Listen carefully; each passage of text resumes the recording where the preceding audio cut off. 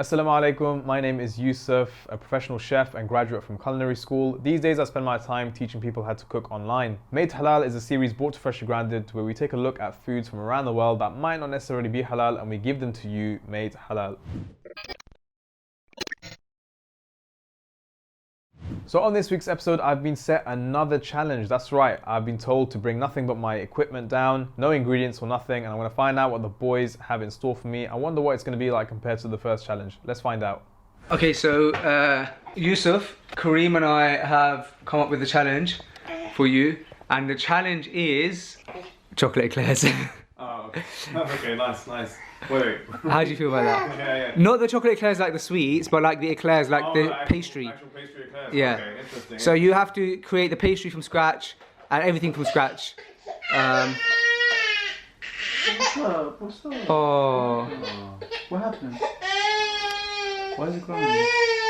Uncle Kareem has made Zakaria cry. And you might be wondering, why is eclairs something that needs to be made halal? Well, we'll move to our Spanish correspondent, Kareem, for that.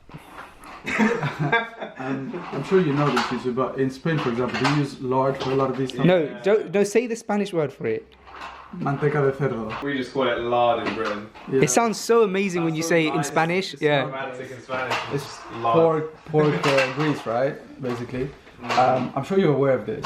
They use it in croissants, they use it in especially so in many like things. Mexican cuisine as well, like tortillas. So yeah, that's why it needs to be made halal. Okay, so with that being decided, it was time to do my research. Yo, Kareem, what's Yusuf doing over there?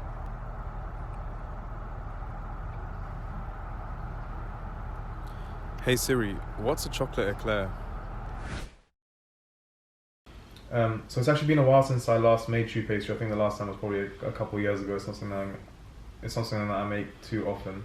But I always thought that there was just like whipped cream or like chantilly cream piped in the center, but it's actually a French pastry cream called creme patisserie, which is like, it's basically custard. So it's like kind of thickened egg yolks with like, kind of sweetened, thickened with a bit of cornstarch.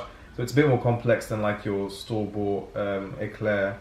But that's cool. I've made creme pat many times. It's quite a simple recipe as well. Alright, cool. Yeah, I think we've got everything we need here. So I'm going to head off to the supermarket and we'll be back soon.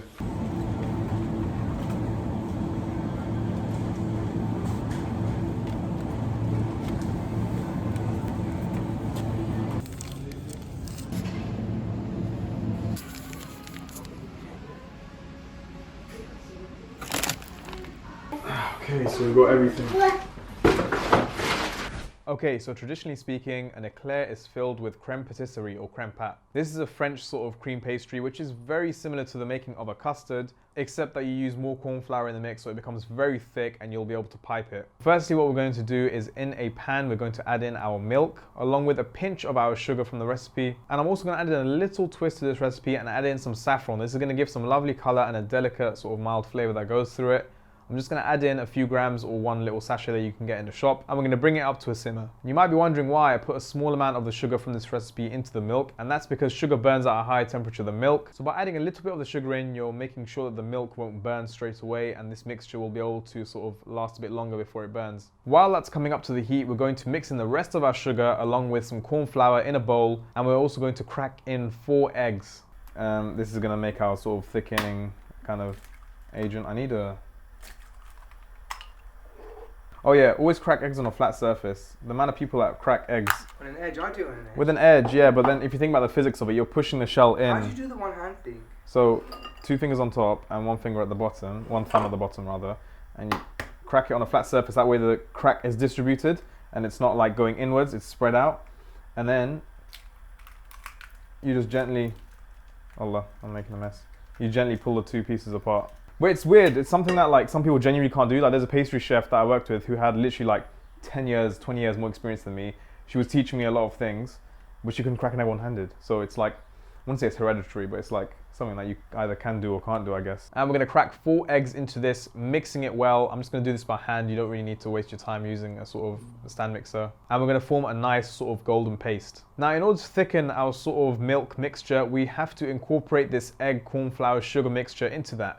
So let's just put it straight in, right? Well, actually, if we put the whole thing in straight away, you'd end up with scrambled eggs, and we don't want that. So what we're gonna do is a technique which is known as tempering your eggs. This is basically gradually allowing that temperature to increase in the egg mixture so that when you add it to the milk, it will be able to incorporate well and it won't sort of scramble. So what I've done is I've taken a really small amount, maybe like half a cup, bit less than that, of our milk mixture and just added it into our corn flour and egg slurry. And I've just mixed it in quickly to allow the temperature to slowly increase. Once it's used to that, I'm gonna add a little bit more into that and give it another mix. And then I'm going to take that mixture and pour it back into our milk. So as you can see, rather than just adding this cold mixture straight into the hot mixture, we've gradually increased the temperature of the eggs, allowing it to mix really nicely with the rest of our milk. Now this is something that you have to really keep your eye on, because corn flour is something where you look at it 1 minute and it's a liquid, and bang, the next minute you look at it and it's just turned into a solid. So within minutes, you've seen this mixture turn from a sort of milky, sort of watery mixture into a really thick kind of custard. Now at this point, we can't pipe this just yet. We need to cool it down. And so in order to do that, we need to spread it over into a large dish. Now, okay, granted, I have this massive container, which you might not have, but just use anything that you've got. It doesn't really matter. Just try and find something to sort of cool it down with. If you want to cool it down faster, you can keep mixing it and sort of like, you know, spreading it thin and spreading it into different dishes, but find something flat for it to sort of spread out on. What we're going to do is take a large amount of cling film and just press the top completely, pushing out any air bubbles. This is going to do two things. One of which is it's going to stop that sort of layer of skin that develops when you leave something hot out. And number two, you're going to stop any bacteria from coming in by pushing out all the air. I'm not going to put this in the fridge though. If you were to put this into the fridge, you'd increase the temperature of the fridge and it'd be unsafe for the other food that's in there. I'm just going to leave it by the window so that it can cool down. It's covered as well, so it'll be fine. We're going to let it cool down naturally. This now gives us time to focus on our choux paste. Choux pastry is really interesting and it can be quite finicky and technical because we're talking about a wet batter here that uses no rising agents that are traditional, like self-raising flour or baking powder or yeast. The rising agent is in the science of the mixture. What I'm going to do is add some butter, milk and water into a pan, all the measurements of which will be in the description. And we're going to bring that up to a simmer. Separately now, I've got some plain flour that I've got weighed out. And once it reaches a simmer, I'm going to add in the plain flour straight away and use a spatula to really sort of fold in this mixture, pressing out all of the lumps and trying to make sure that there's no sort of uncooked pieces of flour. We're going to cook this. What that means is we're going to turn the heat down real low and sort of press it down and cook it and make sure it's really nicely sort of mixed together. A way that you can tell that this is cooked off is by taking a piece and rubbing it between two fingers or pressing it against your hand. You'll be able to tell the difference where when you mix in raw flour and you sort of feel it, it has that grainy kind of feeling. And when you mix it and it's cooked, it will be completely smooth. This usually takes about a couple minutes. It also allows any excess moisture to evaporate from this mix. Separately now, we need to crack 4 eggs. And I was a bit cheeky here and I actually turned the challenge onto the lads and got them to try and see if they could crack an egg one-handed. Let's see how they did. Okay, so crack it firmly on a flat surface using two fingers like that and one thumb down there like that. Yeah. Just practice the motion first. Like, can you do that? Yeah. No. Like, you're basically the thumb's staying the same. You're just moving this up. That's it. Yeah. So just crack it firmly on a flat surface. Not too hard though. Maybe a bit harder. Yeah. Now try and go on. Yes. Like this, yeah. Just put your thumb at the bottom of the egg. Yeah, the thumb basically stays there, and then your top 2 fingers are just opening it. So crack it firmly. Ooh. Oh, that was a very nice crack. No, that was a bit too much. Yeah, but like you got it clean open. That was good. Yeah, see, it's easy. Cooking is easy. That's it. That's it. Once those eggs have been cracked, we're going to whip them up and leave them to one side while we cool down this mixture just a little bit. You can actually transfer it into a bowl or something like that if you'd like. Now bit by bit, what I'm going to do is add in my egg mixture into this sort of flour mix while it's still a little bit warm, just so that it mixes in well, and we're going to keep mixing it. This is a bit of a labor. It's going to take about 5 minutes to do in total. At one point it's going to look really sort of curdled and sort of look like it's falling apart, but you just keep mixing that and don't give up and it will form a really nice paste at the end. Okay, so now that our pastry is done, what we're going to do is take a lightly greased sort of baking tray and we're going to pipe in a way where we sort of have our left hand, or well, weaker hand holding the top, and then your stronger hand holding a small amount of the bottom. This is going to act as your guide, and this just applies pressure. This is something that is a really good technique in baking. If you struggle to pipe properly, maybe it's because you're sort of holding too much of the bag, so you have your weaker hand holding the top part of the bag and the bottom part to just be a guide, and it sort of allows you to have more finesse. So what I'm going to do is press it down from a sort of bird's eye angle and just move it all the way across, giving it a little flick at the end to mark the ending of one of our pastries. And I'm just going to keep going, bearing in mind that it's going to expand in size, so leave a bit of gap between each one.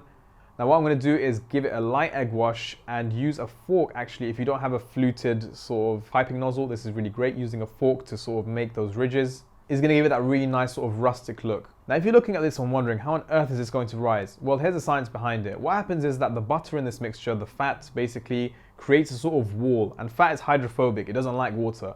So as all that water that we've put in the mixture, the water from the milk, the water from the eggs, that's going to try and escape. Now the butter is going to sort of repel that, and as a result, steam is going to be produced inside this, which is going to allow this to balloon up. So the fat and the flour is creating that shell, and all the moisture is evaporating within this pastry to form a really nice ballooned up eclair. We're going to put this in a preheated oven at 200 degrees and let's see how they turn out.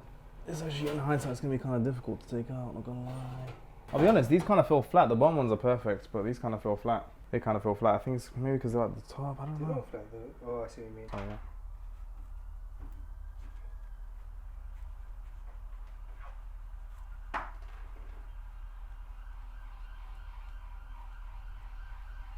I think the temperature that they went in at was just wrong.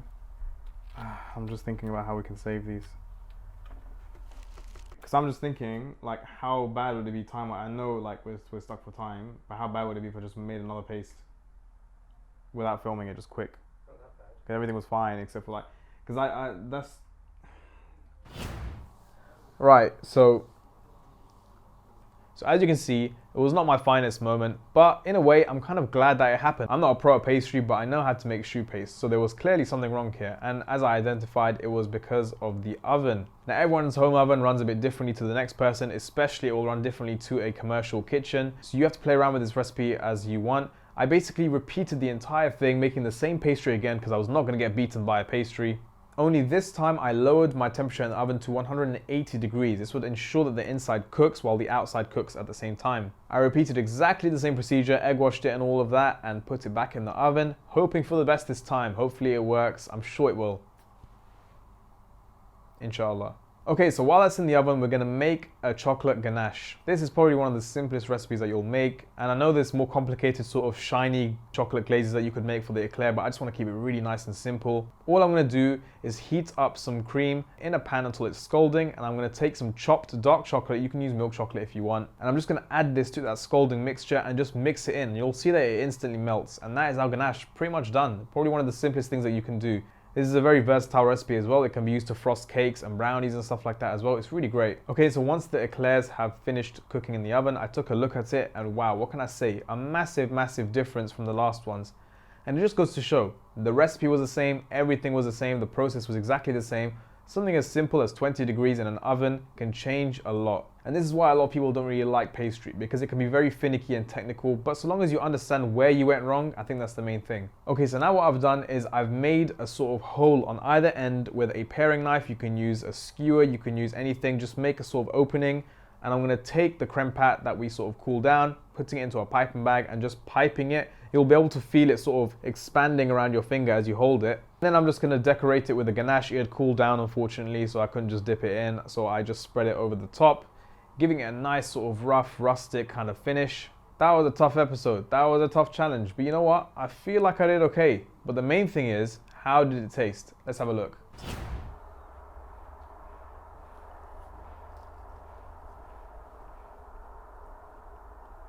You definitely see the purpose of the... I haven't got chocolate in my mouth, have I? You definitely see the purpose of the choux here. It's not meant to give a lot of sweetness or even savouriness from the matter. It's literally just a shell. And that's what it's giving. It's giving that texture, it's giving that sort of bite. Then you have the chocolate on top, which is really sort of bitter. And then you have the filling, which is just pure, like, sort of sweet kind of custardy goodness. And altogether, it just works. Like, the choux is like a sort of neutral vessel.